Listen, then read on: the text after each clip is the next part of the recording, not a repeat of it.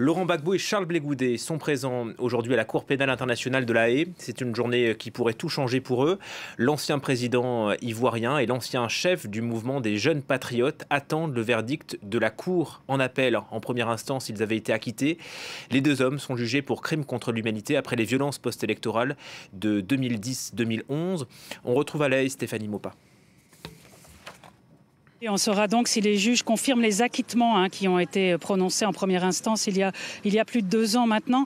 On saura ou alors si au contraire les juges décident de suivre la procureure, puisque Fatou Bensouda avait fait appel de ces acquittements et elle avait demandé aux juges de prononcer un non-lieu. Elle dénonçait des vices de procédure et estimait que le procès n'avait pas été régulier, qu'il y avait eu beaucoup d'illégalités et donc du coup elle demande comme conséquence qu'un non-lieu soit prononcé, que les acquittements soient annulés. Alors on va voir aujourd'hui ce que vont décider les juges. Ils pourraient donc décider l'une des deux solutions ou alors éventuellement prononcer des acquittements sur une partie du dossier et puis des non-lieux sur une autre partie du dossier. Enfin tout ça, on le saura d'ici 1 à 2 heures.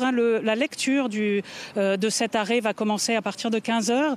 Elle devrait prendre un certain temps. On me dit ici à peu près 1 heure, 1 heure et demie. Et donc après ça, on saura quel est le sort réservé aux 2 Ivoiriens dont l'affaire a commencé devant la Cour pénale internationale il y a maintenant plus de 10 ans. Et d'après nos informations, je ne sais pas si vous êtes en mesure de le confirmer Stéphanie, mais Laurent Gbagbo est arrivé au tribunal.